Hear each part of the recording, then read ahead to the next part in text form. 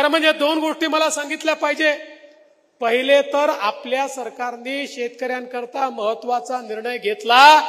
आता आम्ही तुमचं विजेचं बिलच माफ केलेलं आहे. कोणत्याही शेतकऱ्याला विजेचं बिल भरावं लागणार नाही. आणि सोबत दुसरं काय केलंय? सोबत दुसरं आम्ही सौर कृषी वाहिनीची योजना आणली. महाराष्ट्रातल्या शेतकऱ्यांना 16,000 मेगावॅट वीज लागते. त्यापैकी 12,000 मेगावॅटचं त्या ठिकाणी आम्ही हरित ऊर्जीकरण किंवा सोलर मध्ये कन्व्हर्शन सुरू केलंय, जे 1.5 वर्षात पूर्ण होणार आहे. उलट 4,000चं आता काम अजून चालू करतोय.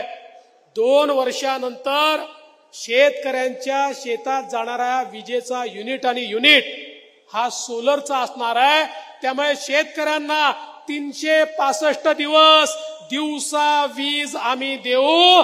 त्यांना रात्रीच्या विजेची आवश्यकता पडणार नाही.